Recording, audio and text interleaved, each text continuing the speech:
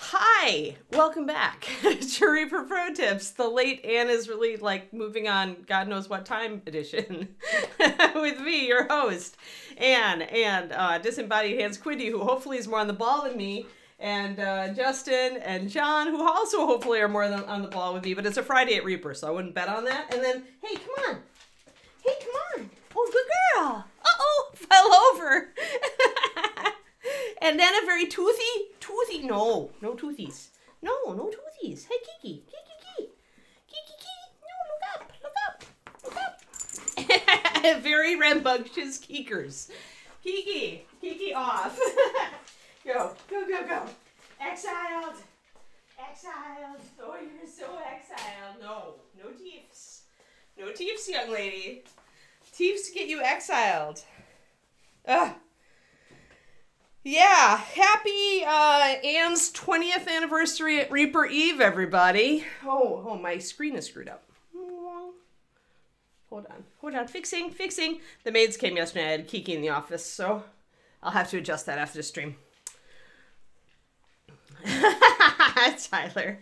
Kiki is like, when I do my afternoon stream on Saturdays on my channel, Tyler, she's much more sedate, but in the morning, she is dingo. 9-month-old puppy dingo.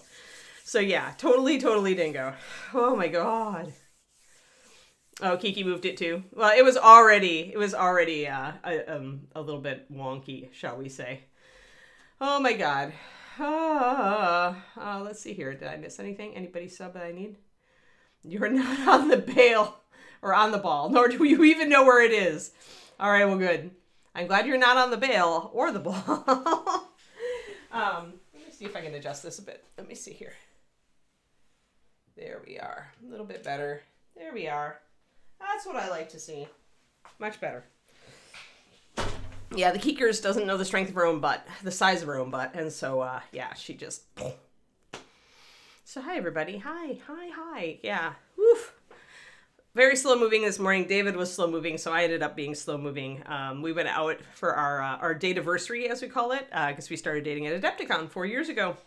And it was yesterday was the date-iversary. And we celebrate our date-iversary because it's conveniently like 6 months away from our wedding anniversary. So we get two celebrations, because why not? More celebrations. But David, we went to a very nice, the only Michelin-starred restaurant in Mountain View, and there was a wine pairing with every course. And David, I can't do it, but David did. So he was a wee bit, like, he only ever drinks like one drink at night, like if he drinks. So that was a bit much for him. There were many courses, and even though the pours were little, they add up, right? So he was a little bit slow this morning. Let's just say that. He's like, I'm not hungover. I'm like, hee. No,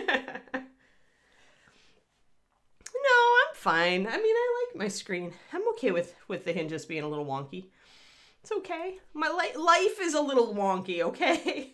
Just consider it a realistic portrayal of real life, unlike every influencer that you ever watched on any YouTube channel or Twitch. Oh dear. Hey Raceland, thank you for the resub. 8 months, yay! 4 more and I get to sing. But yeah, Monday, y'all, is well, technically it's tomorrow, is my 20 years anniversary of working for Reaper Miniatures. But we're going to do the special party on Monday. So be here Monday morning. Kiki, what are you doing? I don't even want to know, do I?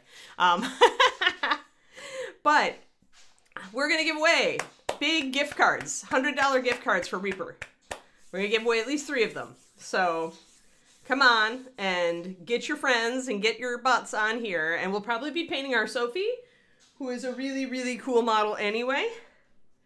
So we'll be working on the red probably and some other stuff. I like my Sophie. I like the Sophie a lot. Ooh, and I thought I might put her on a special base too. So we got proof for all 5. Woo! They do care. Actually, I know they care. What am I saying? They just spent like a week promoting my novel. But yay. So guys, we're giving away 5. That's $100 gift certificate, the online gift card, like every like 15 minutes. After the first 15. So yeah. No, I'm sorry. Mountain View is where I live, and the place, the Michelin starred restaurant in Mountain View, which we only have one of a Michelin starred restaurant, but it's called Chez TJ. But yeah, we went during the pandemic, and it was good, but it was like we were like, well, and then we went again last night, and it was really good. Like they actually renewed their Michelin star in 2021, and I can see why. Get this, the weirdest thing that we ate was a celery sorbet. I kid you not. And it was delicious. And yes, you could still tell that it was celery, but it was a sorbet. And it was really refreshing. So, weirdest thing I ate. And that's what Michelin starred restaurants are good for. Like, that's why they have the Michelin stars, because they give you something you've never had before, right? So, you wouldn't have liked that, but you would have really maybe liked the ice cream at the end was a chèvre, was a goat cheese ice cream. And that was amazing too, because it gave you that pop of umami from the goat cheese, but it still tasted like ice cream, and it was just really good. It was like a cheese ice cream. Yeah. So yeah, there were some really cool things. Like my favorite, well, we got the main course was venison tenderloin. With some really amazing accompaniments that were just delicious, just like melt in your mouth, delicious. Like you wanted even more of it, even though you were full delicious. And then the second one was actually a weird one. It was crab consomme with a bone marrow, like a bone marrow and for creaminess, and then butter roasted crab on top, and like there was more stuff. Oh, radishes, like little watermelon radishes, which are all different pink and purples. They're really pretty. And some of that, and then like radish flowers. It was crazy. Like the presentation was amazing. Unfortunately, my phone's on the charger. I'd show you. No, yeah, it's Mountain View. I was born here, Gel Tip.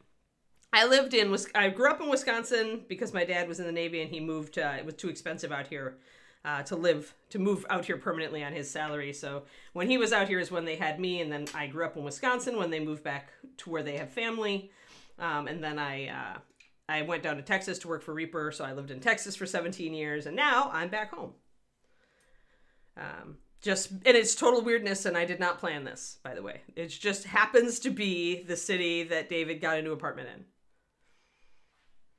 So, yeah. So essentially, yeah, I 46 years after I moved away, I came back. 45, I guess, because I was just short of a year old when we moved away. So yeah, like my first doctor's appointment, like for my like overall like just like tests for being with a new doctor, was in the very hospital that I was born in, one building over. So kind of insane. But yeah, I even drove by the apartment that was my first home when I was a baby when I came home from the hospital. Like it was like maybe 6 minutes from where I live now. So yeah, it's crazy talk. And totally, like I said, totally chance.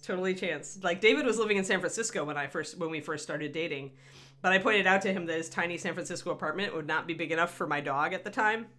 So he's like, I'll find a different place because I want to be closer to work anyway. So yeah, he ended up getting a place in Mountain View. I was like, are you shitting me? So yeah, yep. All right, we have Cathy. We're gonna make, boy, wow, we have to think about colors and stuff. I thought we might do a bright aqua teal with magenta. What do you guys think about that? Teal, aqua, magenta, and gold maybe. Because that sunburst definitely has to be gold, right? Here, let me get this in focus. But yeah, I grew up in the Midwest. I lived down in the South, and then Southwest, Southish. And then I'm out here. Gross colors and stuff.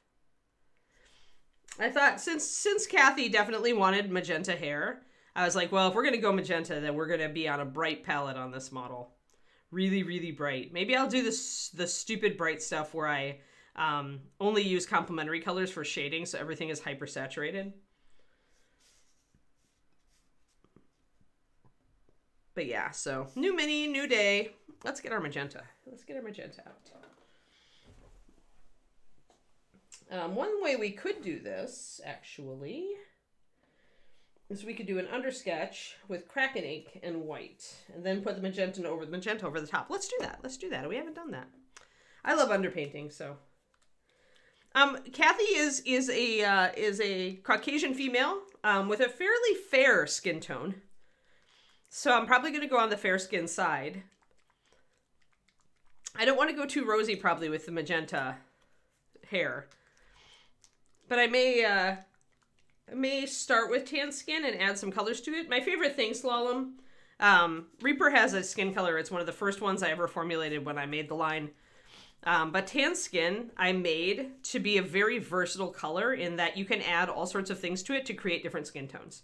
So if I was stuck on a desert island and I could only have one skin tone, like tan skin would be probably my skin tone, because I can mix dark skin tones pretty well with just like base colors.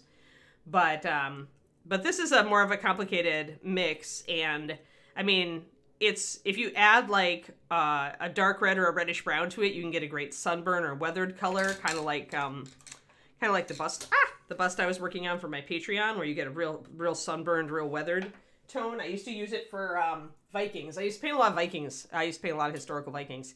But yeah, and so if you add a brown to it, like russet brown, you can actually shift it to like a darker tanned.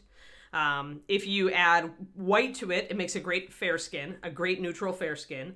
If you add rosy to it, you can shift it that way really easily. If you add ochre to it, or yellow oxide, or like palomino gold to it, you can shift it to Asian really easy, because it doesn't have that much yellow or that much red in it. So if you shift it just a little bit that way, you can make it that. You can create almost every skin tone, except for the really dark ones, from mixing this color with other colors. Like, it is just that versatile. So I always reach for tan if I'm doing a standard Caucasian skin and I'm not hand mixing it like I did with our yellow cleric. Usually I'm working from that.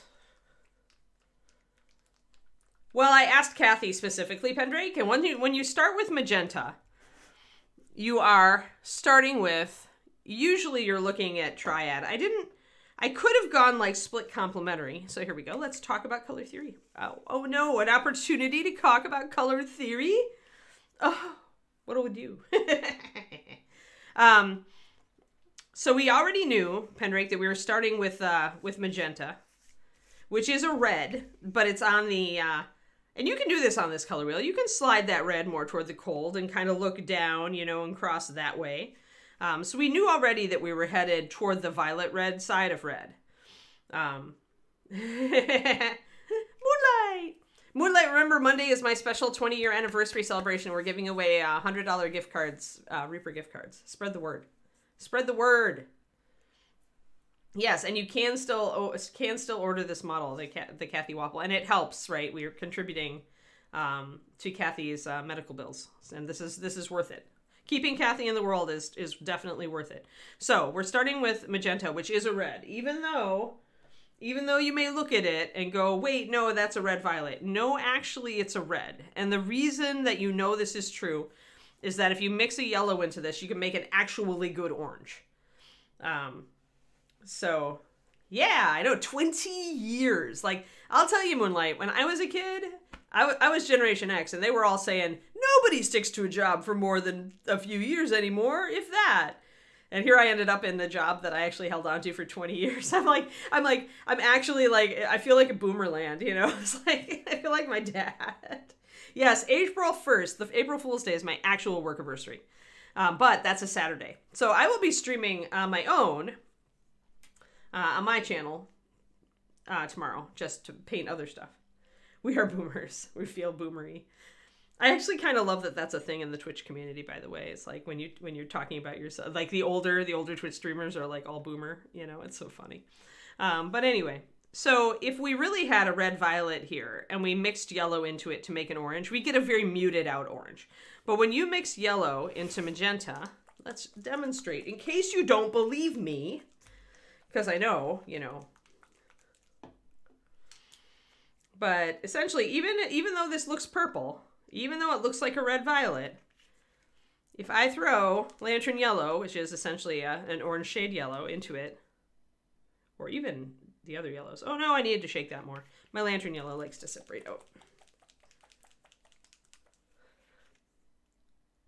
You always have to put in a little bit more yellow than any red because the yellow is much weaker. But when we mix these guys together, we're going to get an actual pretty bright orange. Let me grab a little bit more yellow. Boom. Whereas if this color actually had significant blue in it, to make it a red-violet, it would not be able to make that fiery of an orange. Like that. That is a decent orange, folks. That is a pretty darn decent reddish orange. Very vibrant. So that is your sign that you are actually dealing with red. Now, magenta, being a cold red, i.e. it does look like it slides more to the violet, right, is ideal for making purples. But you can mix oranges with it. They're just going to be a little more muted. If I took clear red and mixed lantern yellow with it, we would get a much warmer orange that is actually more saturated. But the fact that we can mix magenta and yellow and get a good orange shows you that it really is a red, no matter what it looks like. So yes, there, demo complete. I'm gonna put some water in that so it doesn't like totally adhere to the side of my palette while I paint what I was gonna paint today. So yeah, so let's talk about, so we know our starting color. We know it's a red on the cooler side. So we've got a couple of options, right? So let's go back to our little tool back here, if you recall. And you can even slide it, like I can point it right at that side of red so I can still see a little bit of purple here. And it'll give me the appropriate colors. So normally, the normal triad, the primary triad, is this big fat triangle, and it's red, yellow, and blue, right? You can follow your little points, and it gives you that. So if we slide that just a little bit, we've got a red that goes toward purple, a yellow that goes toward orange, and a blue that goes toward blue, green, or teal. So that would be the pure, like triadic. If we were just going to use a pure triad, we would do that. So, hey, Shadow Raven. So yeah, so Pendrake, that's where I'm like thinking, and I know already from the sun on her shield that I need a yellow or a gold at the very least, right? And since my yellow should shove toward orange on this triad, that's ideal, right? Because I want a warm gold usually. I don't want a greenish gold on this. If I want to make a really happy sun, right? I want a bit of orange in it. So right away, I know that I have two of the colors of the triad. And remember, that's all you need. You don't have to use that blue one, or you can choose to use a totally different color in place of your third leg. So that's how I can like go here and instead say, no, I'm going to go all the way to teal. Or I could go to indigo. Either of those would work just fine in this color scheme. So you can slide it a little bit on one of your little points and you're going to be fine. You don't have to stick right to it. Now we could go split complementary. So split complementary is this narrow triangle. This is a little bit harder to do. And unfortunately, it doesn't include our yellow. So then we're already in trouble with that. So if we know that we want to start with some gold, like the closest I could get here would be a yellow-green. That's not going to make a very convincing, I guess the way to do it would be to work with a bronze and bring up the verdigris kind of in a yellow-green manner. But that's not really my vision for the piece. I didn't want to really do Cathy with a very corroded armor. I wanted to be more pure, more shiny with her. So yes, I actually told them I wasn't wise enough to have wisdom teeth when they told me I needed them removed, but they didn't think that was justification, Valandar. But yes, so then split complementary is kind of out if I want like gold, because remember when you do NMM gold or even metallic gold, it counts as a yellow. Even if it's a metallic paint, it's a yellow metallic paint, and so that counts as a color on your color wheel and your miniature. So we're looking at that. The way to get away from that, if you want to do metallics or NMM and you don't want to have a color slot taken up, is to go with steel, right? So that it's a neutral. So it's not taking up a color slot at that point. And I may make parts of her. I'll probably make the breastplate. And maybe even the shoulder pads steel, and maybe the outside of the shield, right? But there are definitely parts I want gold on. Now, we could look at the tetrads instead. I tend to like the long tetrad a lot better than the short squat tetrad, but either one can work. So let's look at that. So if we did that, and we put one corner of our tetrad on the red, then the big fat one would give us a yellow orange. So we would have our gold. We'd have to go very warm with it. And then we'd have to use some green and some indigo. So that's a perfectly acceptable and workable color scheme that we can do. My only thing is that I don't see anywhere on here I really want to do green. I could do the indigo, but I mean the green would almost have to just be grass at that point. Or again, if I did decide again to go bronze, I could make verdigris and I could use the green there. But I'm not really in the mood for that on this model. So again, I didn't really want to do verdigris. I could do the grass. I tend to be, and this is just a me, guys, although it does change sometimes on some figures that we've painted, but usually I like no more than 3 strong colors on a piece. If I throw in a 4th color, it's going to be a very small accent color.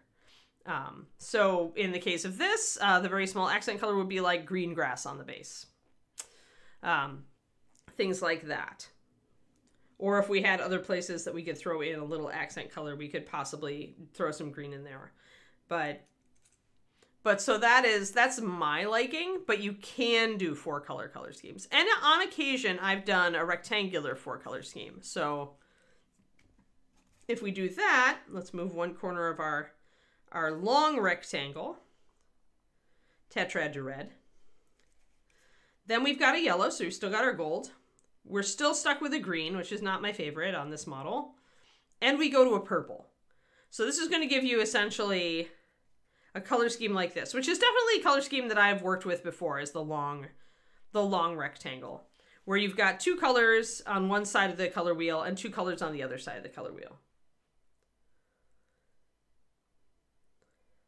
Yeah, I just wanted to show how you could get other colors from that, Pendrake. Like our choices. Should we choose to add a 3rd color, which we probably want to do. We probably want the loincloth and some detailing to be different color.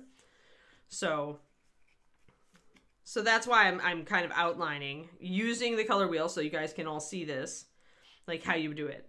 And again, I could just go with the green grass, right? I could just do a tuft of green grass on the base and leave that as my accent. And what it would do is it would just make her magenta hair look brighter because you're doing that kind of thing, and basing can count that way as an accent. And instead of going with the teal or the blue, we'd end up going violet. And this is where I mean that, you know, you really can, if you've got 2 of your triadic colors, if you've got red and yellow or red and blue or orange and green or orange and purple, you can ignore that 3rd color and choose something different, right? If I had orange and purple, I could go with a teal. And it would be fine, because I've got that orange and purple, the main anchors of my triadic color scheme. You can slide it a little. You can slide it a little on that last little point.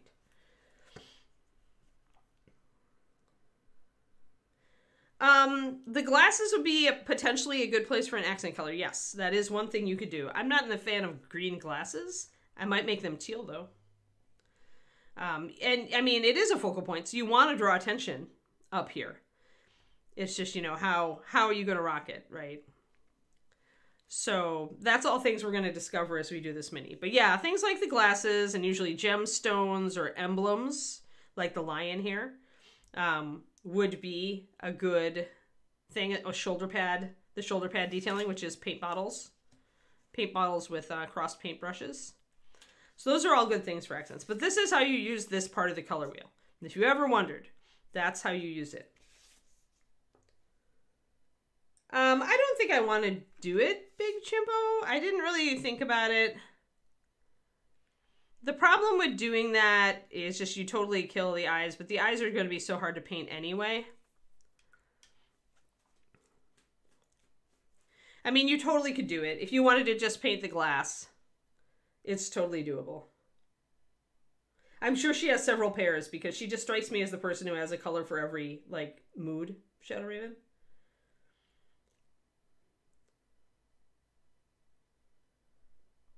Yeah, you could do that. You could do the dark. You could do just a greenish stone too if you wanted to do it that way, Pendrake, and it would still work to accentuate the hair. Absolutely. But yeah. Hey, Roger. So you could do that. Now, the issue with doing that is that you're adding a very muted color to the very intense composition that we're talking about. So if you did that, if you were going to do a greenish stone, or as you say, like greenish, dark green beach pebbles, or anything like that, where it's going to be muted out, grayed out, then my advice to you is to stay very heavily toward the gray with only a hint of the green. Or just to put a little bit of stippling of like mosses or lichen between the stones. Because if you go too heavily into a gray green, it's going to really clash with the very intense color scheme on the model that we're thinking about. Yeah, you could always go back and watch your streams and find out. Yes. So, all right. Well, let's do some sketch. Let's do some sketch. We're not using black and white for sketch today. We're using Kraken ink and white. Kraken ink being the darkest purple that I have. I like it better than Nightshade. Nightshade has a lot of black in it and tends to gray out a bit. But because we're going very saturated on this, bright colors, because that's what Cathy tends to rock, I'm going to do this instead. Honestly, I don't think I even own Nightshade purple because you could mix it quite easily. I might have it in my bag of purples. I have a lot of random stuff. So we're going to mix up a puddle of Kraken ink, which is a very, very dark purple, but nonetheless quite vibrant. If you look at the drool of it here, you can see how dark it is. But it does have a certain vibrancy to it. You can see the intense purple there along the edges. So now we're going to get white. And what I'm going to probably do is paint in her hair in the Kraken ink, and then I'm going to start building up her highlights and midtones with the white. So we'll do the sketch on the hair. And then what we do after that is we do a heavy coat of magenta over that. And why we do it that way is because magenta is a very transparent pigment. So it will work for us to do this underpainting sketch. It'll be a lot easier to get good highlights and shadows to do it this way. So, hi there, Cathy. All right, I'm going to add 1 drop of water. We'll do a 4-to-1 base coat, or sketch coat, as it were. I'll do 2-to-1 on the white, just to make it, because I'm going to be building that up.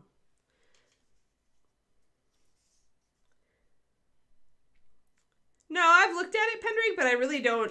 The thing is that as I get older and as I really like double down on my mixed foo, I really I'm paring down my color selection, if anything. So I really don't need the Paint Rack app, because it's like the reason that Nightshade purple is not in my box is because I never use it. So it doesn't matter if I have it if I never use it. So yeah, and all the stuff that I've got in this box, I actually have memorized at this point. For the most part, I know whether it's in the box or not. If you even mention the color, I'll tell you if it's in the box. So I've got myself pared down to this roughly 100, maybe 120 colors that are a mixture of Bones, MSP, and Pathfinder. And I'm pretty happy in that spot.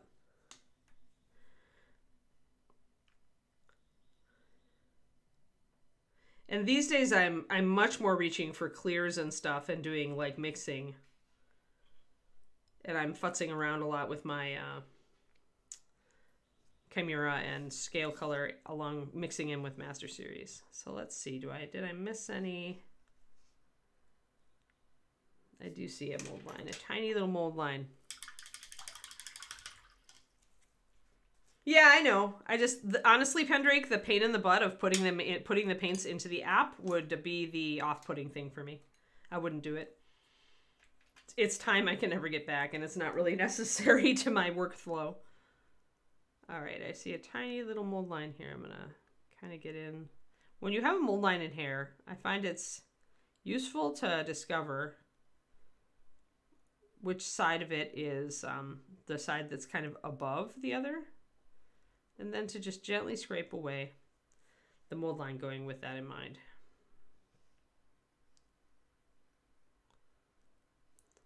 You can also use your knife blade and do kind of a cutting motion with the tip to break up the mold line. And the key here is to be very gentle, not to use a super sharp knife blade, or you're going to just take off everything, especially if you've never done this before. And just slowly scrape off your little plastic boogers.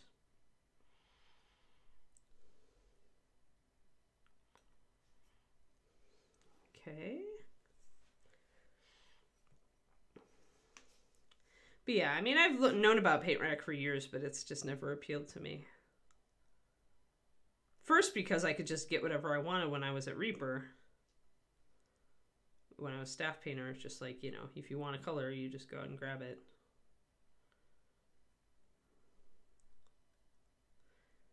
And later on, it was like I just have so much paint that I've managed to curate it to the colors that I really need. And everything else is just like, I so seldom need it.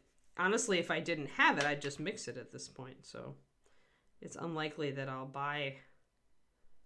The only things I buy extras of are things like Osirian sand and like Pathfinder colors that I know, like, if the license goes away, they'll go away. So I have extra bottles of Asmodeus Red, extra bottles of Osirian sand, and a couple other Pathfinders that I really, really enjoy a lot. I see there's just a little bit of bumpy roughness up here. So I'm going to take that off.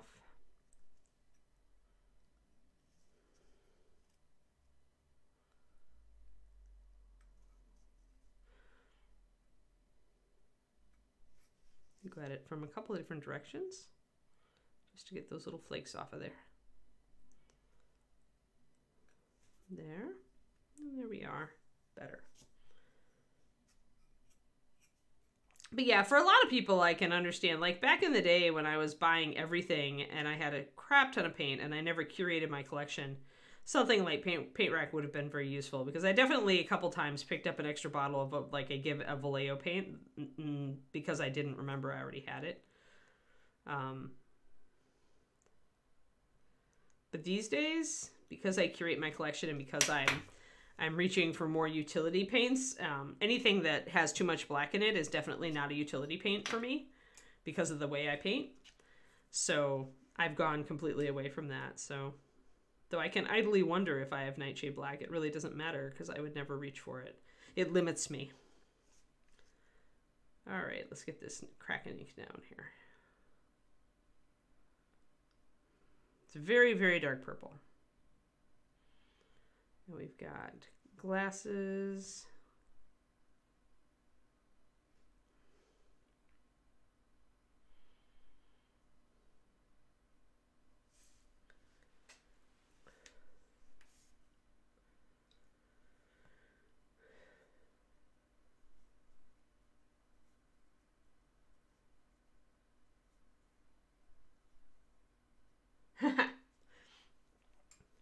Well, the fast palettes, some of the fast palettes are just very good. Like the Surf and Turf one, I mean, High Seas Horror, which has Kraken ink. Oh, I missed a mold line. Curses. Why are these mold lines on the hair, Reaper? Thought we were better than that. Anyway. But yeah, Surf and Turf, i.e. Yes, Surf and Turf, yes. If you take too much off, yeah, you could always green stuff it. Or if you're not comfortable using a knife this way to shave the mold lines off, then you could just green stuff over the top.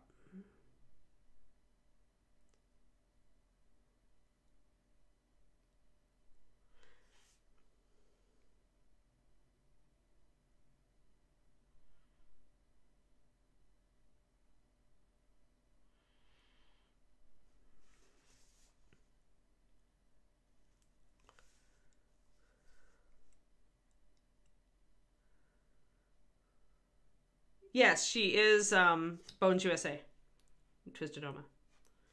The details are real clean. Yep.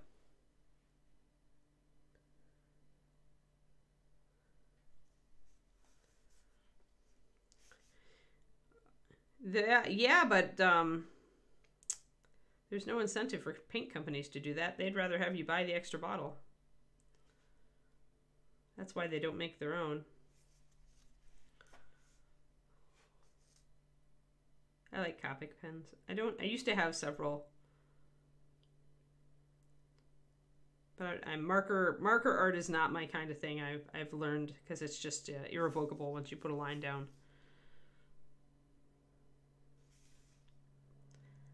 Too much, requires too much nerve for me. So we've got this really dark.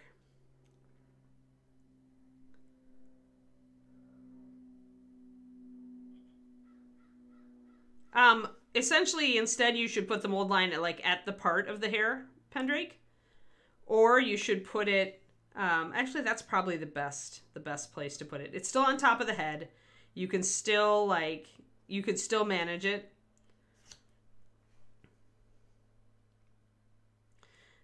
Reaper is capable of being extremely clever with mold lines.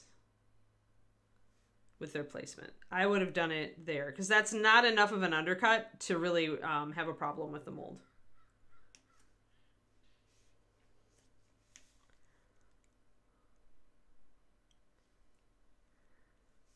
Kevin and his students are pretty expert in that stuff. I think that's hair. I'm not sure if that's hair. It might be earring. It might be an earring, but I can't tell. But there's not an earring on the other side, so I'm going to say that it's hair. And that's an ear, or that's something or other. All right. So we've got our...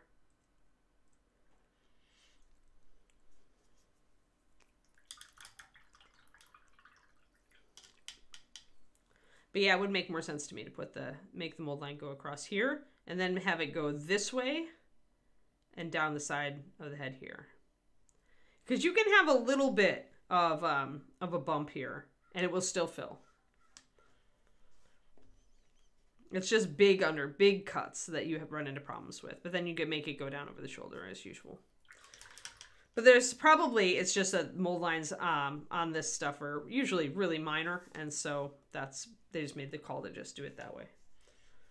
Why get finesseful if your mold lines are so minimal anyway? Alrighty, this is complex hair. Alright, we're gonna start with our white. Let me mix it up. So it's not complex on the top of the head. The ponytails are a little bit challenging. We should be able to do this though.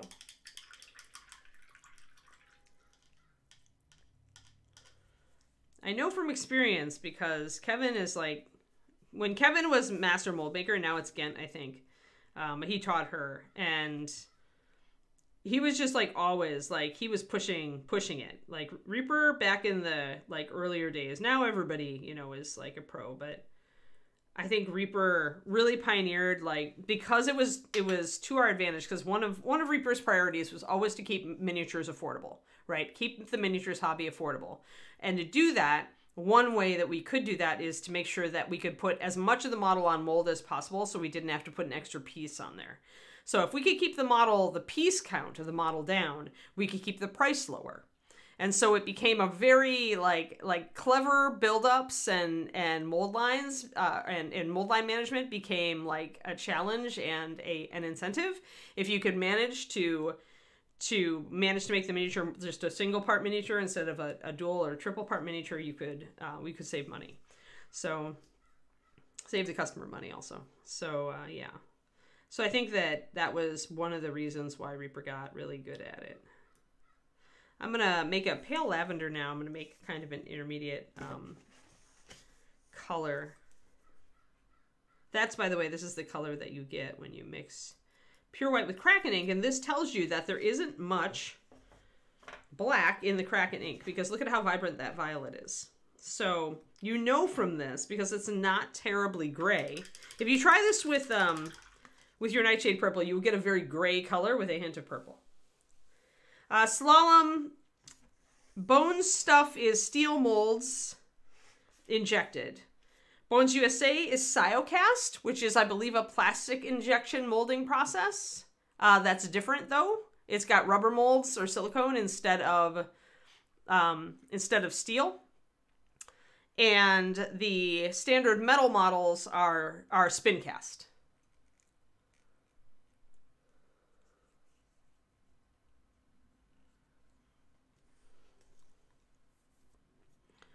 Alrighty, let's see here. So the hair, I kind of look at the direction here. It's straight back from the forehead on the top of the head. Now, the thing to remember here is you don't have to hit the strands perfectly. So I'm doing my lavender.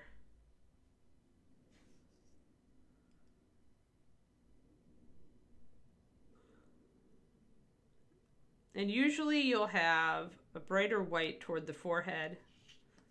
And I'm just going to keep my brush strokes going in this direction, but I'm not going to worry about exactly where the strands are. So keep it a little bit. So yeah, injection molding is different depending on, like, it's a different process and different kind of mold depending on what kind of material you're using. Because I think technically Cyocast is injection molding, but it's a different, very different process with an entirely different machine and material than PVC metal molds or styrene metal molds. So little bits of bringing that out. But spin casting is a poor process.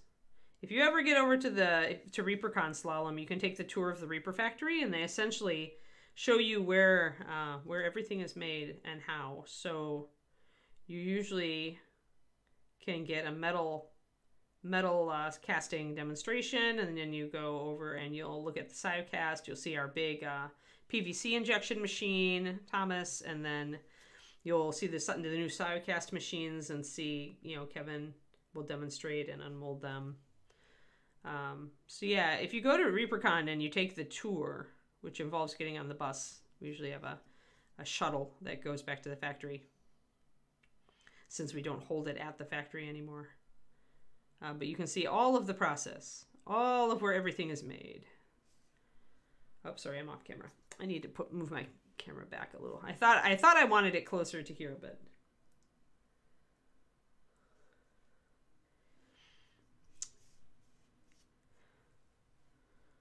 molds is cool. It's very expensive when you go into the PVC arena, which is why we had started the Kickstarters. And now I know Reaper was buying multiple Cyocast machines. That's not cheap either. Certainly on a small scale, I'm sure that mold making is super fun. All right. So I'm just using this lavender color to start a sketch into what I'm doing. And I want a little bit of light back here. We're starting with the lavender, but not with the brightest light. And the reason that I started with the Kraken ink is that I know when the magenta goes over the top, it'll make a really dark purple for my shadows. Pretty much anything you do white is going to be the brightest magenta. So I will bring up a lot of this to pure white. And then I will go, after I glaze, I'll go over the top with a final coat, a final touch of highlights where I really want them. But here we're just trying to like get the texture and the lighting a little bit.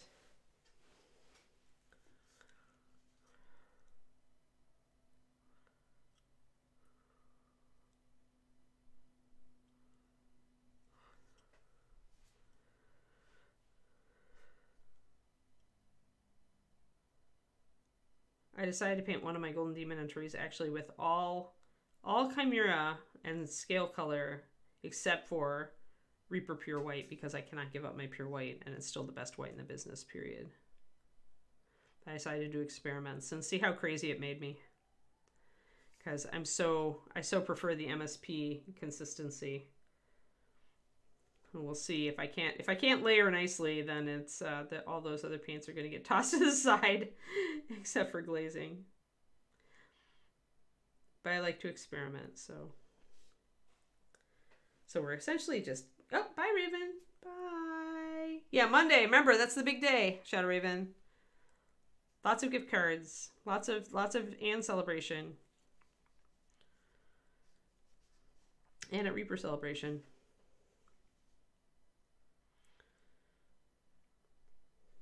Have a good lunch.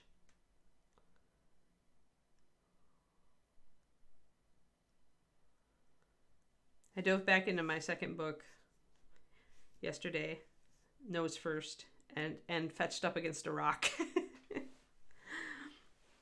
When I wrote these books, you guys, those of you who have read my first novel know that there are 3 point of view characters, which is a lot. And when I first wrote these books, I really did alternate chapters, just like you see. Like I had everybody's storyline in my head, and I would just like write a sadist chapter, write an Ash chapter, write a Sola chapter, and I would just keep going. And just I just kind of remembered where everybody was. But when I went back to edit, that wasn't gonna work anymore. So I separated out everybody into their own little mini book, and now I'm knitting it back together when I edit. It's quite the process. You just started, Cranston? Cool. I hope you like it. Like, at this point, we have dropped way down in the rankings, which is what happens. A lot of authors freak out and like fight to they'll do anything to keep their book up in the rankings, but I'm like, not worth it. Not with only one book. So I knew that I was well prepared that this would happen. So the goal now is just to finish book 2 and get it out there.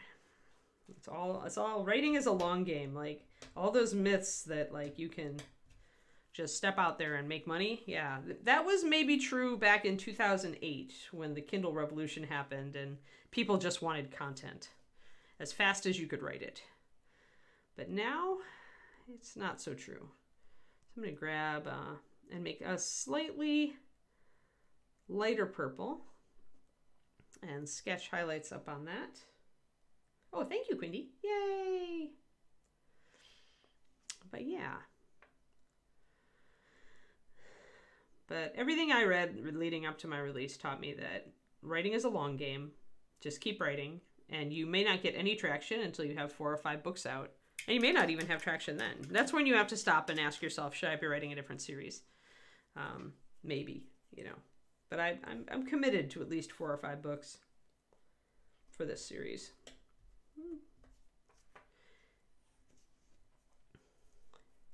And then if it's not going anywhere, I do have a good idea that I really want to write for a cozy fantasy series, which will be much shorter books than single point of view. So I might take a break and do those unless there's a lot of demand for the first series. The thing about writing is that like if you halt a series briefly to do something else, if sales pick up and people are really interested in the first series, it's not like you can't always go back and finish it.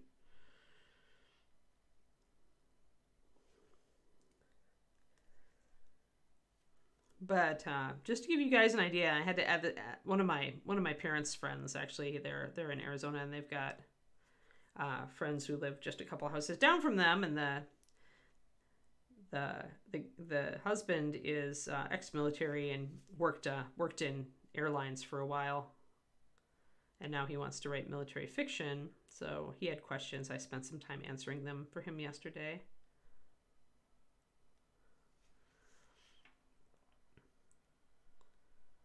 But he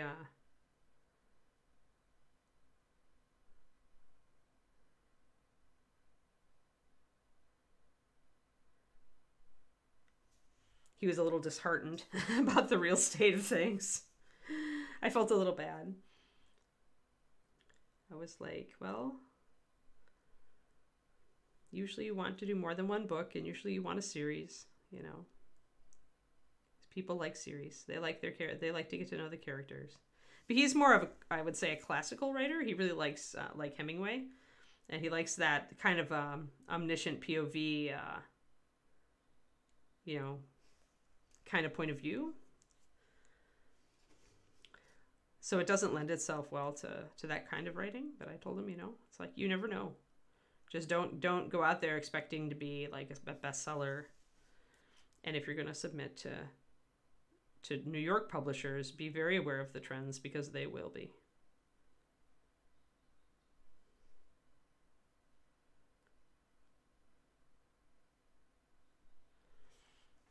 I definitely wanted to help him because I had 2 indie writers help me a lot when I was first starting out. So you always want to pay it forward. Do the same when you're painting. I mean, you get a lot of help, I'm sure, from, especially if you go to ReaperCon, you know, you get a lot of help from the instructors and sculptors and everything. Always make sure to pay that forward and help the next person. Whether it's one of your friends or just somebody you meet at a paint and take, if they have questions. That's how our hobby is healthy. It's how we keep growing and making sure that people are painting minis well into the future. And it's also how we get so many great new miniatures, like sculptors, you know, putting out stuff for 3D printing and all that stuff. Is everybody bootstraps with the help of others.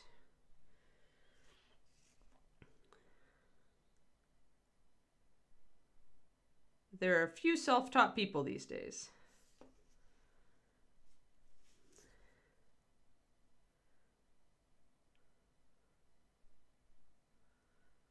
So I'm making more highlights toward the top here, bringing them up brighter. I still have some highlights on the lower part. Oh yeah, super. And there's amazing people out there, Moonlight. Like, I'm kind of nudging. David bought himself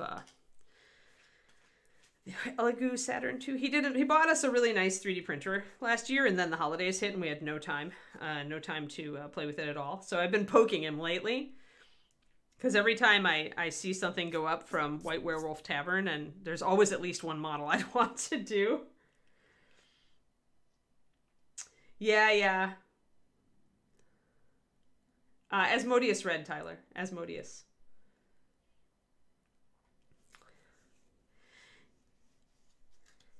Yeah, but I mean, there are gonna be sculptors who don't transition well to that space, right? Because it is a learning curve. And I mean, I understand this because I spent so much time. The reason I haven't gone more into sculpting is because I spent so many years getting really good at painting. I know how much time and effort it will take me to get really good at sculpting. And for right now, that's not where my groove is. I always admire you a lot because you just went for it. You were just like, you know what? I think this looks great. And definitely not the norm, though. You rocked it. But yeah, it's super exciting. And also the good thing about the green users still being green, Bob and Julie, is that, and Andy Pieper brought this up. He brought up the fact that as more and more sculptors go digital, the craft of doing sculpts in green is disappearing, right?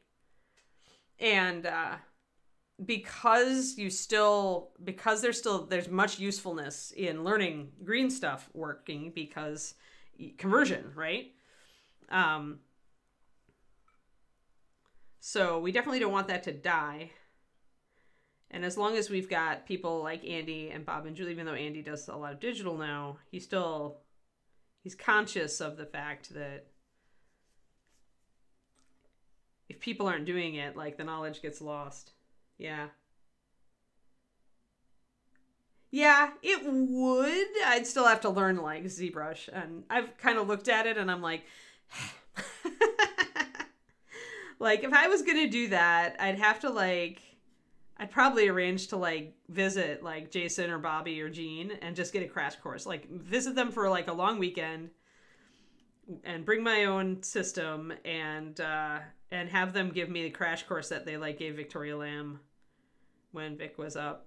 Like, they had a weekend where, I think that was where Jason learned that weekend too, but Reaper essentially sponsored where Bobby and Jean taught Jason and Victoria, and I don't remember who else, like essentially giving them a crash course in how to start with ZBrush. And that helped a lot to remove the initial barrier of like, what am I even doing with this thing, right?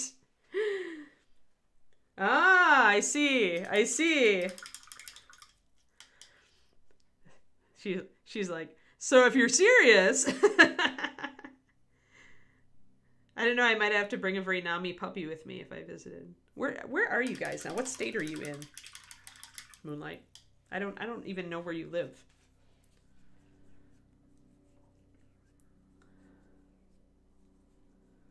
Just wasn't excited about it. I played with Sculptrix, the free version, a little bit. I could see how it could get really fun. Yeah, something about making a little object and holding it in your hand that you would miss. Screen users. Yeah, I got it.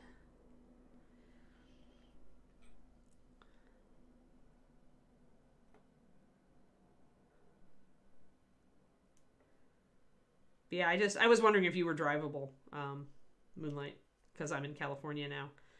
I'm so far away. I'm so used to being like Midwestern or Southwestern, where it's more, you know, central, and I can just visit people very easily. And now it's like getting to the East Coast is like going to like the gates of Mordor. You know, it's like that far away. Oh Lordy. I think I have your email, Moonlight, so I can drop you a note if I get really intrigued. Right now, I feel like I've got my hands full because I really want to do competition next year. I want to do Golden Demon, and so I'm focusing on recapturing my super smooth blending, which is, but with a whole different paint line. So it's like, we'll see how it goes. We'll see how my sanity suffers. It would be kind of cool, now that we have a 3D printer, it would be cool to learn so that I could sculpt little things. Because much like with green stuff, I mean, the real value for David and I in 3D printing is basing materials, right? Basing stuff, where you can print out a bunch of little limbs or shrubbery bits or whatever, you know, or crates or barrels or whatever. Because we're always looking for bits to do scenic stuff with.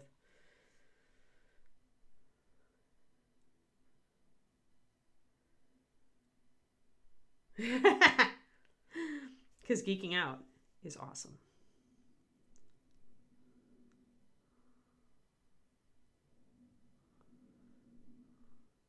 I've learned an awful lot about green work from Bob and Julie. Oh, I went a little bit light on the side here. I think I'm going to knock that down.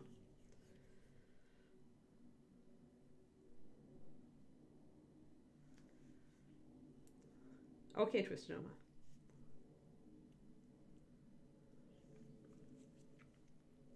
So I'm just going to make a little glaze with my Kraken ink. And knock down the side of that hair again so it's not quite so bright. And Kraken ink is great to use for this because it is very transparent. So when you thin it, it really makes a good glaze. All right, we're getting there. So now we have to stop and think about where our highest highlights are. So I definitely need them on top of that. I was sketching on top of that ponytail, so we're going to do that. The problem with fun sizing 28s is that you get all of your details that you've sculpted to look right at 28 look very huge and clunky at bigger scales.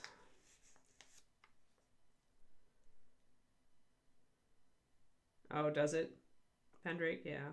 I don't know then. I don't know though. I have tried some models that were scaled up that did not have that rescaling. It was kind of annoying. And there's lots of other things like cloth that looks the correct scale in 28, but looks way thick, hugely thick in bigger scales. Yeah, it's just not a priority right now. Yep, I get it, green users. No pressure. You're like, you guys are like pros in the green space, and we need those. We need that. So.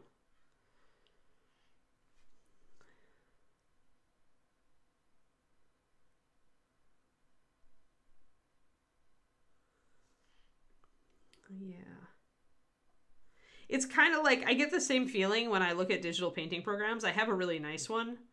And it's cool what you can do with them, but every time I think about like sitting down and trying to do something fun and artsy in it, I'm just like, but I really like the tactile, like putting the paint on things, right? Or in my case, also colored pencil. Like I like that tactile feel. I think it's the same kind of thing with the green versus digital sculpting.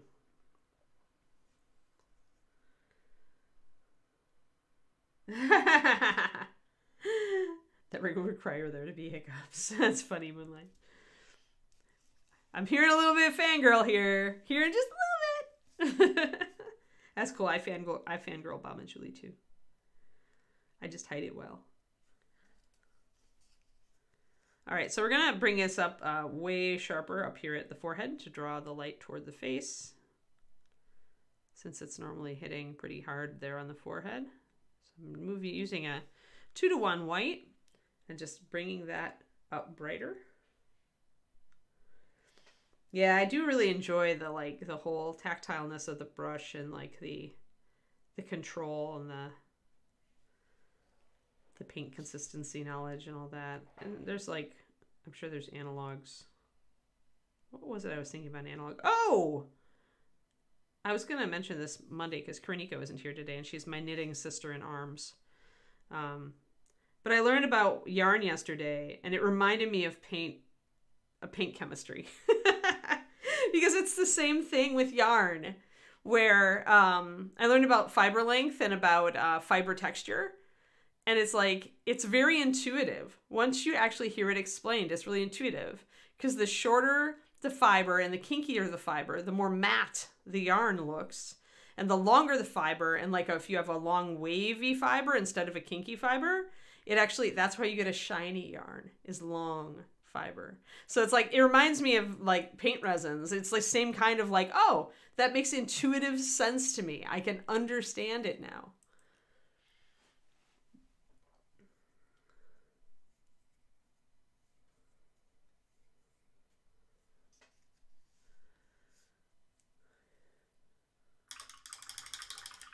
So I geeked out on the yarn front. I actually just bought some beautiful, beautiful yarn.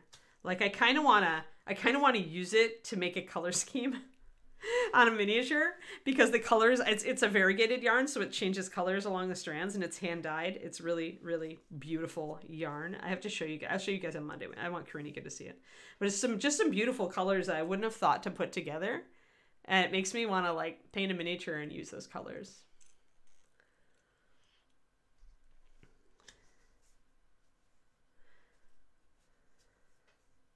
There's one called Alum, which is kind of almost a purpley blue-gray with white and gray, pale silvery gray, and then blue, and then it's got some bronze and maybe a tiny bit of green. It's like spring flowers. It's so beautiful. I can't wait to actually make a thing with it. I'm sorry, you can tell I'm a painter because like the whole thing about knitting for me is the colors.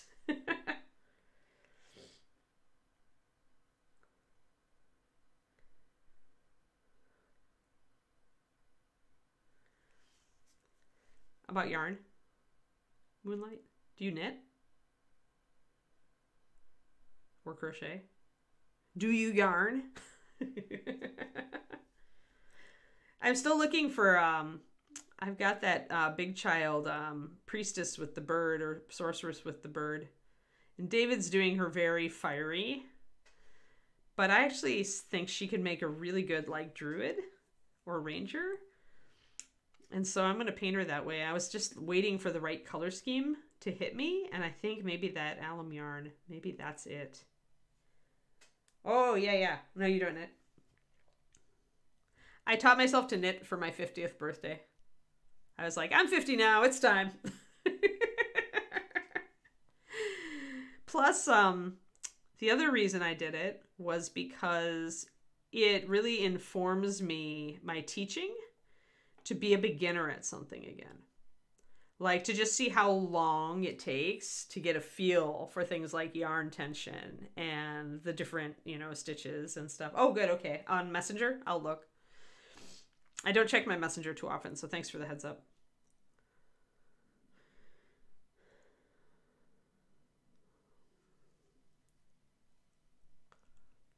All right, so here, back around the crown of the head, you almost always have kind of a halo effect going around the head. So here we can do that by hitting the side strands here, like the top where she's really starting to pull her hair back.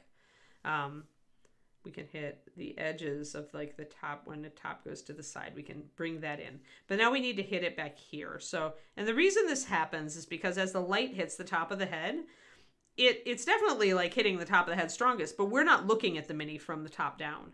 We're looking from the mini at the mini from back here. And so if you think about the light falling down, you have to think about this surface as a mirror and say, what angle would this reflect the light back at our eyes? And usually it's that halo spot just on the sides of the head right before it like falls off. And that's what this is all about. That's why you do this particular type of highlighting. Yeah, I have to limit how much I look at knitting sites and yarn sites because I always fall in love with something. So then we're going to bring up that light there and here.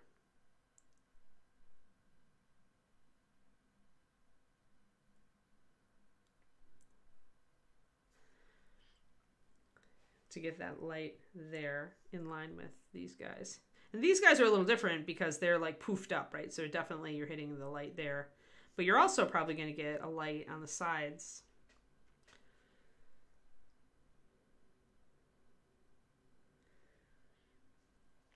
Yeah, I found because I was looking on Ravelry for patterns, I found a pattern for a beautiful shawl that I really wanted to make for myself because I love wraps and things. I'm always cold these days. Like I love my hot weather and I miss Texas a lot for the hot weather. But so here we're going to get another shiny right here. And we're going to have a little bit of a less shiny there. So I'm going to grab actually and make a tiny glaze. Tiny glaze.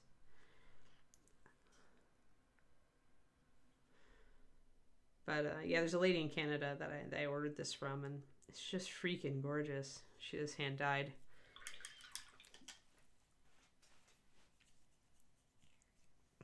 It's just beautiful. Like I can just look at it and it makes my soul happy. Like I just want to do something in those colors. But I have to finish my cowl that I'm working on right now. So it's a good motivator. Like buying the pattern and the yarn for the next project is a good motivator to make me finish something. I'm learning this. I wish that worked with miniatures. I wish that buying a new mini made me more motivated to finish my old miniatures. Wouldn't that be great, guys? Wouldn't that be great if that actually worked? Oh. Yeah, I love colors. Love colors. But this yarn is just like to die for. And now I want, because I ordered actually a pretty fine yarn because it's a kind of a lacy shawl. It's going to take me forever to do because it's big and it's got a small, relatively thin yarn. But it's going to be beautiful when it's done. But yeah, I feel like I need to order some of these colors in chunky so that I can do something really fast. Really fast. I'm learning the what Karinika always says is that the chunky yarns, she loves to do things in chunky yarns because they finish faster. I wish that worked with miniatures too. I wish that the bigger the mini, the faster it was done. I would finish so much. It's not fair. I need to be able to apply my knitting stuff to my miniature painting. Dang it. Alrighty, so again, it's a little secondary color there. You got your highlight, you got a shadow, you got another highlight. Hair can be done, as Sergio said, which I love. I still love this quote. It's my favorite quote from his class. It's like, you can paint hair like you paint NMM, but it would be wrong. People would love it, but it would be wrong. I'm gonna shade a little bit up here. There, a little bit better. Yeah, there. So I've got more of a shadow here. I want a little bit more highlight at the top of the head. I need to remember that the hard thing about underpainting is sometimes remembering that you're only going to get your pure magenta where your pure white is. So you really have to bring it up a little lighter than you think you do on all the areas, or you're just going to get like a really dark magenta. Although I'm kind of tempted to do a magenta glaze over this. I'm going to bring up the top of the head just a little, and then we'll do our glaze and we'll see how it turned out. And I can always bring up more white if I have to. So just a little bit more light back here. It's a purple, it's not really the white, so... And this is the stage where I will try to hit as many little strands as I can. And I think that's pretty okay. Bring in a little more white on the side here, just because I want these to go up a little bit more toward magenta.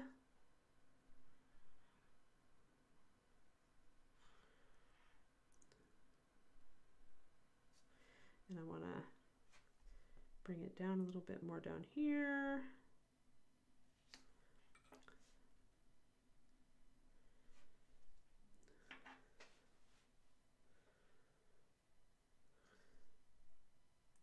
I still don't know about this little ring here, but I'm still assuming it's hair. And if it's not hair, if it's an earring or something, I'll have to look at if there are painted examples out there. This many, I assume there are.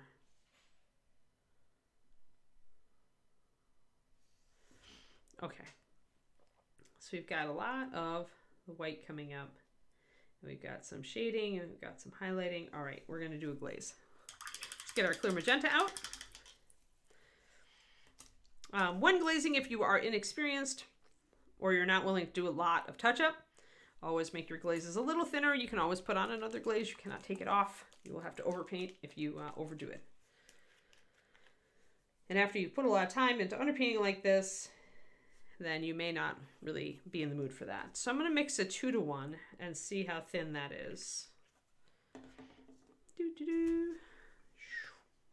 we go. It's almost 11. It's almost Papa time. Papa walk time and me walk time. And it's supposed to get into the 60s, I think, today. So I'm like, fingers crossed.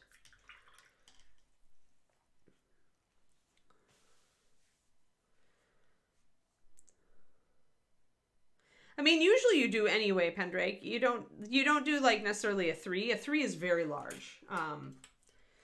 So my 2 is in the other room, but like the problem is that also as you go up in brush size, the reason it wouldn't work ideally is that you have a much bigger brush, and that means it's going to load a lot more fluid. So you're not going to get the same mileage, even though the tip may be really good still.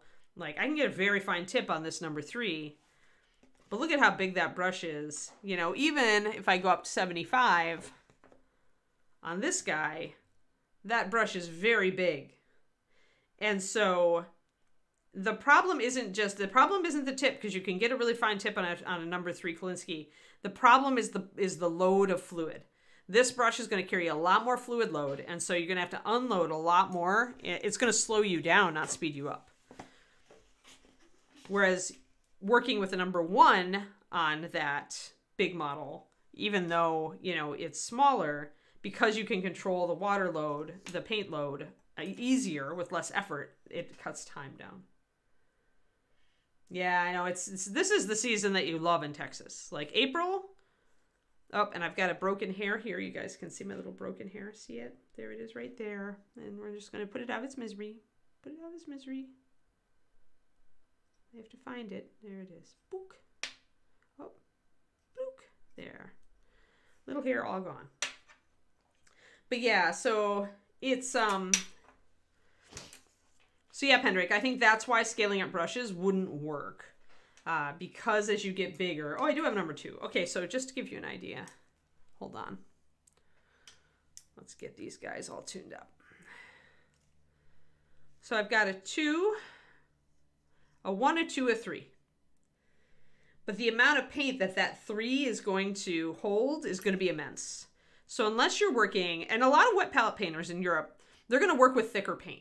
And so the 3 is actually good for them. They like using 2s and 3s because it's not going to be as much of a liability. You essentially have, like, if your paint is thicker, then the fluid load doesn't matter as much. In fact, if the paint is thicker, you have to have a big, thicker brush. But if your fluid load is really lightweight, if you're doing glazes, if you're doing layering, yeah, Carly, it was good to have you. Thanks for here. Remember to come Monday. So yeah, but the thinner your paint gets, and so that depends on the techniques you're using, but the thinner your paint gets, the more this is a liability, not a plus.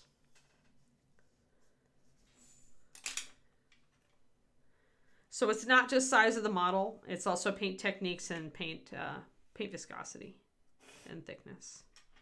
Alrighty, I need to look at this. This is a 2-to-1. Pretty strong. I think this is good because I can still see like the little bits of previous paint through it, but it's still pretty strong. I might need 2 coats. Let's grab it. This is a 2-to-1 magenta. Let's just paint it over the top. I'm gonna do the little ponytails. And because the paint's pretty thick, you can let it pool if you really want to. I would wick it off at the end anyway.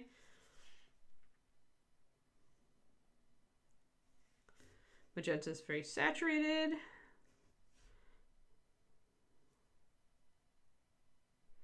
And if we want to get a little bit messy, that's okay also because, so we've got our magenta starting to come through. I'm going to wick off the excess by rinsing out my brush and taking the damp brush back and taking it all off. So it's gone very purple.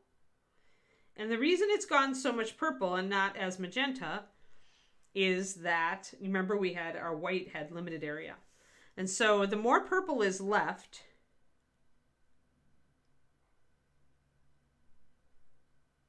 without the white over the top, the more that purple is going to show through and the magenta won't. Oh, yeah. Tornado, yeah. Yeah, I saw the extreme weather in the mid-USA warning. So this has gone very purple, reddish purple. It's gone bright purple. But we didn't go as magenta as I would have liked. So what we can do about that is we can go back in with our white. I'm actually going to drop just a little bit more water in my white.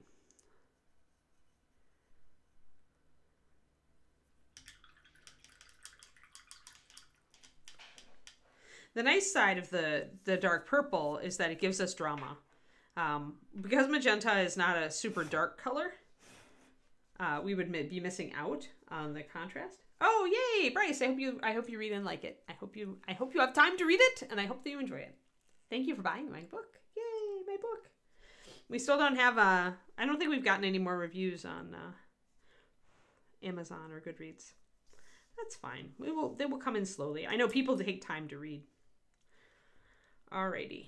So we're letting that glaze dry. I'm going to put a little bit more highlight, bring in a little bit more white. I may have thinned it too much, and I have to wait for everything to dry or I'm going to be a sad Ann.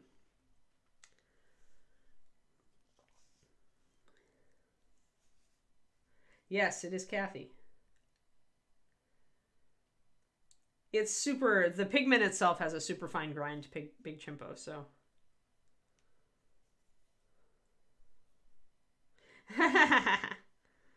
I'm a fast reader. I've been reading for a long time.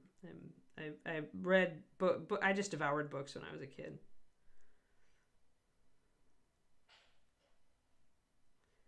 So I'm going to bring in a little bit more white here. And I've thinned it down so it's not so bold.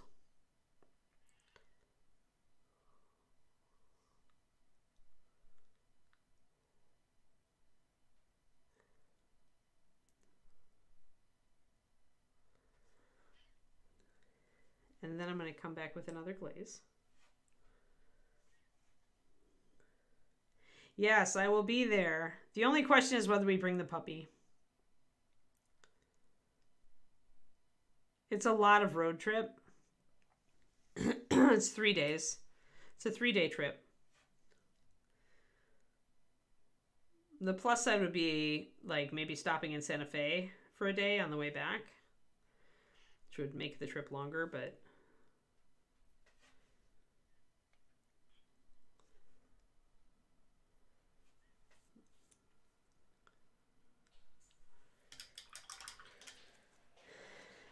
I joked to Justin that I'm going to need a signing table, but I think somehow we'll manage with whatever table I'm at. I do appreciate y'all giving my book a chance.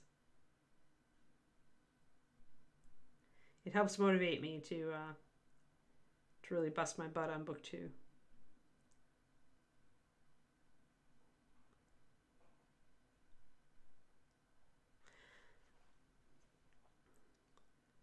There are parts of book 2 that are my favorites, and the whole like of the 2 books, there are just scenes in that book that I love the most. So that's exciting. All right, so a little bit more, bringing it over. Yeah, I know, lots of work. Oh no, Cathy! This is the problem with the orange. This is the Elmer's, I think, blue tack, the non-blue blue tack. It does tend to get goopy, so probably after I'm done with this. If it keeps doing this, I'll do it earlier. I'll need to mix in some of my mounting putty to get it less gooey. So I'll bring up my highlights again.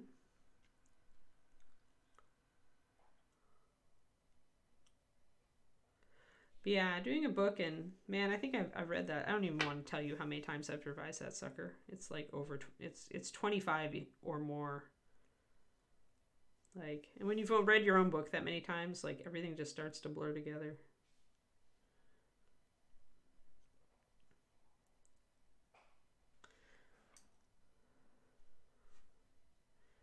All right, I got lost a little bit there. All right, let's do this again. It's the poster putty Pendrake. That's what I've got here. That's what we were just talking about. It's very stringy and goopy. I mean, any stringy goopy poster putty I can generally cut with a different poster putty to make perfectly acceptable, but I think I want to get some white on the front of that hair.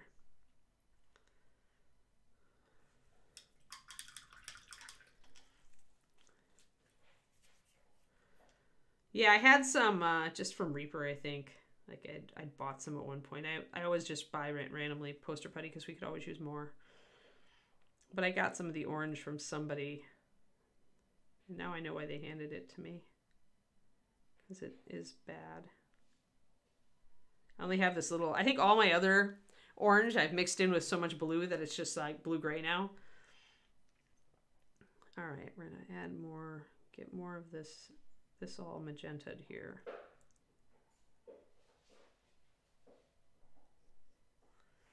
We'll pop more magenta on it.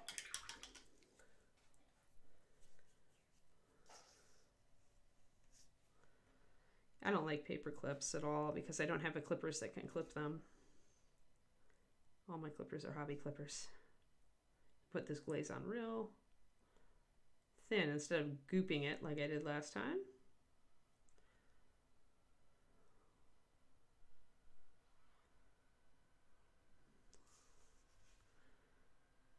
Oh, I forgot to highlight that side. Curses! Curses! However, it is getting a bit more magenta on the back.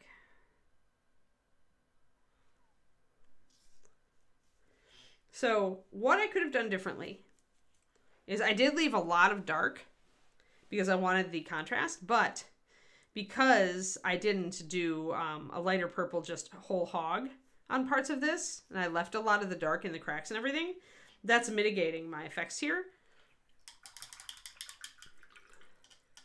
So if you start dark, work light, be aware you're going to have to lighten up a lot of stuff, probably later than you thought you were going to make it. So for me, what this says is I really need to lighten up all of this with a lighter glaze. It's like all the top of the head with a lighter glaze, all of it. All of it. Wipe out the purple. All the finesse that you bothered with before, just throw it out. Throw it out. Wipe out your darks.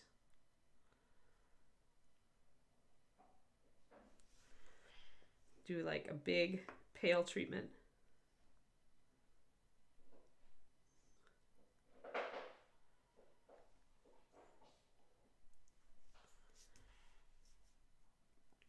Then do a little bit of highlighting to blend that in. Hit this side. Be fearless, because you know it's not like you do it once and you can't ever do it again. Like don't be afraid to repaint people. Like, I mean, when you get into the like infinite repaints, then that's bad, but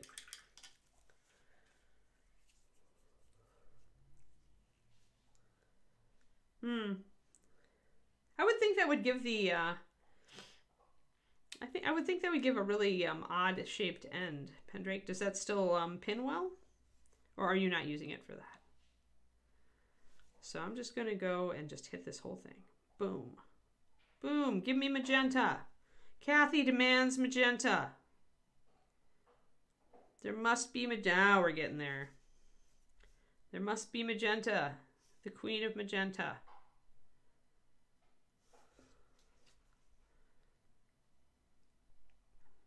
Still wish I knew whether that was what that was on the side there.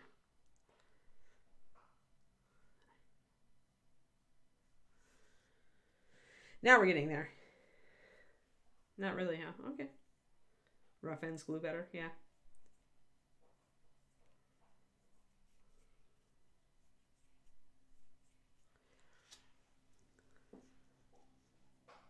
Fair enough, Pendrake, fair enough. You do you.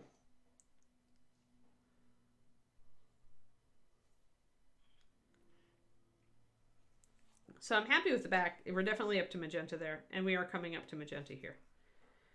Now, I don't, even though I slathered a bunch of stuff over the top here, I did not completely lose my texture. I still have some of it. And now I can bring white in to bring that up. I do have still a bit of dark in here that that I didn't highlight.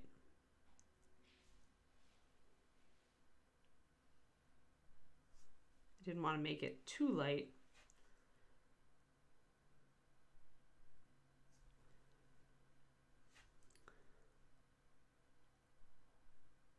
So yeah, my error was in leaving too much dark. Because remember our surface control, right? For something to look magenta, the majority of the surface has to be magenta. And the only way we're going to get a real magenta here was to put down that white and put the magenta over the top.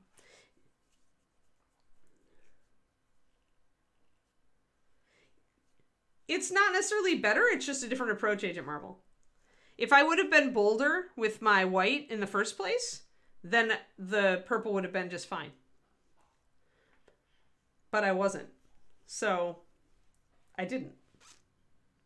But that's fine. Like, me, like, deciding that something is wrong and redoing it on stream is how you guys learn. I am never afraid to fail on this show. Like, if nothing else, it should teach you that to fail is not to fail. All fail is an opportunity to learn. Fail just means you have to try again. Oh no, I know, right? Our society is so screwed up on that. Oh, for gosh forbid, we have to try something over. The key, that's why the key is just so much to enjoy the process. If you enjoy painting, then if you mess up, you're just like, oh, all right, well, I guess I get to do this again, but that's not too bad. I'll try something different. There, so a little bit more detail in here, so we got that. But yeah, it's just two different approaches. And you have to learn, like for me, Agent Marble, I have found that when I start light, often I have a hard time pushing dark enough. So for me, even if I have to do a repaint like this, it's preferable to having started too light because I tend to just hate how it looks when I start light. But there are people who start light and are fine with it. So that's like what you can think about. Traditional sketch starts dark and works up. I think for that reason, because otherwise it's very hard, especially if you have a problem. Like if you notice in your normal painting, does David start light work dark? He works organically. David works organically across the surface. Like in my experience, his blocking in process is it puts the lights and darks in and then kind of creates mids. Not that I've sat over his shoulder and like watched him. I haven't really, but just watching how his stuff tends to come together. I think he blocks in light, dark, and then he creates mids, and he works it all at once. He's very organic. Like it's really funny. It's very interesting for me to watch David.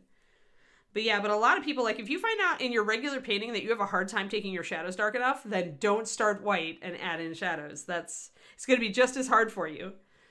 So I think sometimes that the reason that sketch starts dark and works light, other than that it's easier to do a black primer coat with a white spray over and then to tackle it. But I think it's because a lot of people have trouble pushing their values And so if you have trouble pushing your values, then you're not going to get very much out of the starting light and trying to make it darker. Like you may run into just the phobia of making it dark enough. But you have to assess that yourself, right? That's the question for your own painting idiosyncrasies. Everybody's different.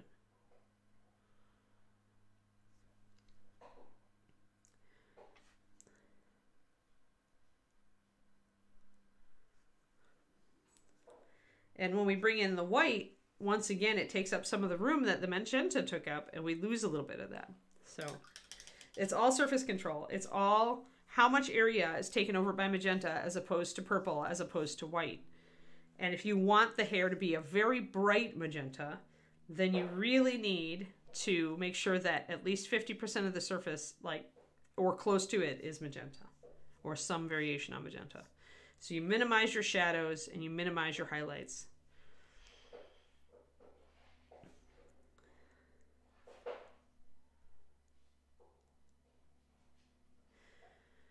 But yeah, it's funny. David and I are really antithetically opposed painters because I love to be meticulous. I love to just like do little tiny areas and just like bloom it outward like I'm unfolding a flower. And he does wham! He just hits it and like sets up his light and shadows, and then he refines. Oh, thanks. Thanks, Quindy. Yep, bye, Agent Marvel. And we're just very, very different painters. His stuff looks much better at early stages than mine does. So I'm just going to get a couple little highlights in here again.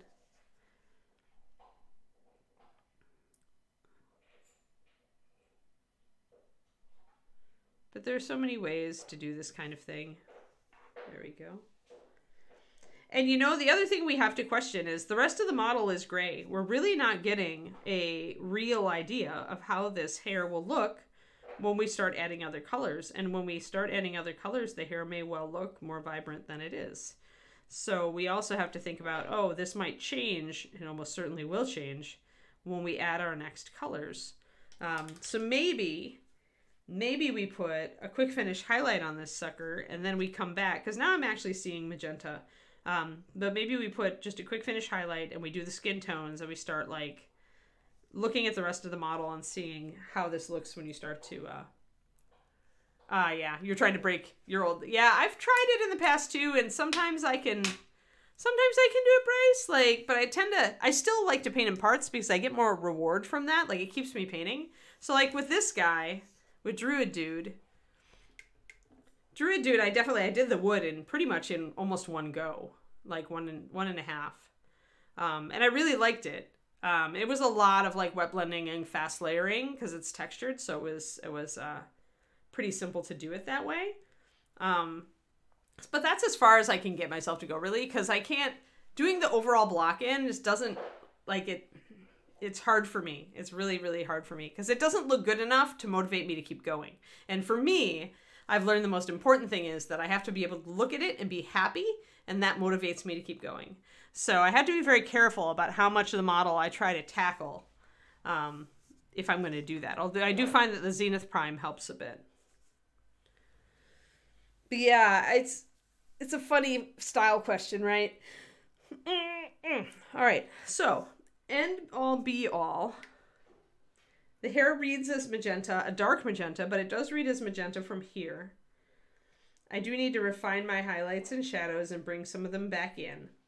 But for right now, I think I'm going to hold there. And I think I'm going to come back in with skin. And then we're going to like work on both skin and hair together to make them look right. And I'll probably use some magenta to shade or to create blush colors with the skin. So that will help to tie them together. But yeah. I mean, I guess I did a bit of a blocking in with this one. But the problem also is like, when I did block in like general highlights and shadows, like then I get like unmotivated. Like I'm like, well, isn't that good enough? She is wearing, yes, she has a gauntlet on. She's got fully armored, essentially.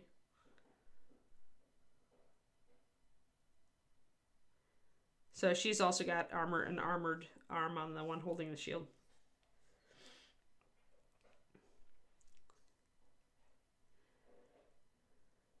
But yeah, I like the way that David blocks stuff in. I don't know if it would work for me. But I'm still playing. I don't know. Mostly for me lately, Bryce, I've been trying to just get back to the whole attitude of I'm just playing instead of putting pressure on myself, because it's like if I'm painting for fun, like the Golden Demon piece that I just started working on for next year, I'm very much having to just like go, let's just have some fun. Let's just play. If it, you know, I'm putting no pressure on myself at all. I'm just trying to enjoy the process and not worry about the result. So I'm doing my usual kind of style, but I'm like kind of playing around with it a little bit more. It's just fun.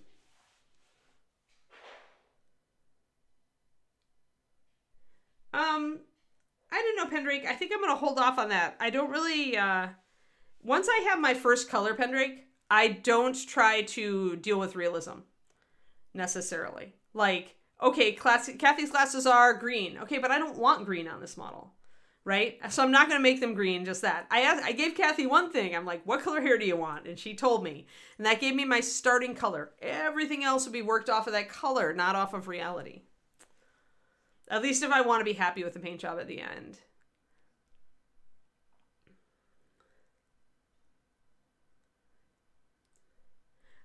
We're going to have, like, definitely some gold because the yellow sunburst, Richard, has to be good. That's what we were talking. If you go back and watch the VOD, we'd spent the first part of the stream talking about color theory and different ways we can go. So, but my original thing was to go with more of a orangey yellow for the gold, and then to go maybe with a teal accent.